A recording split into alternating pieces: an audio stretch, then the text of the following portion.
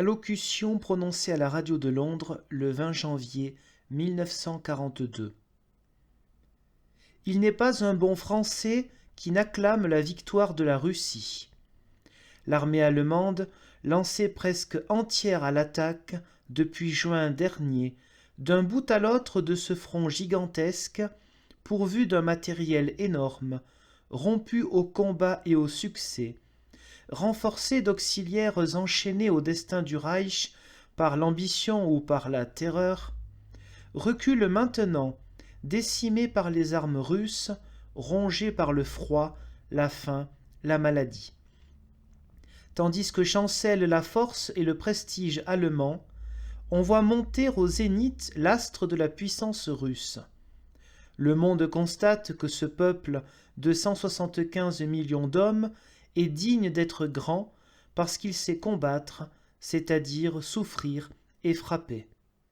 C'est avec enthousiasme que le peuple français salue les succès et l'ascension du peuple russe, car la libération et la vengeance deviennent de ce coup pour la France de douces probabilités.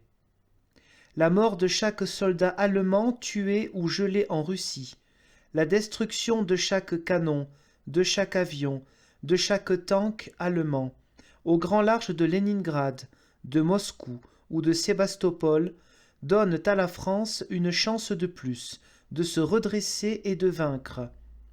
Mais si dans l'ordre stratégique, rien ne s'est encore produit de plus fructueux que l'échec infligé à Hitler par Staline sur le front européen de l'Est, dans l'ordre politique, l'apparition certaine de la Russie au premier rang des vainqueurs de demain apporte à l'Europe et au monde une garantie d'équilibre dont aucune puissance n'a, autant que la France, de bonnes raisons de se féliciter.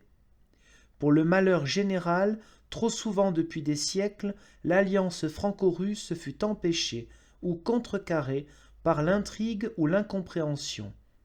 Elle n'en demeure pas moins une nécessité que l'on voit apparaître à chaque tournant de l'histoire. La France qui souffre est avec la Russie qui souffre.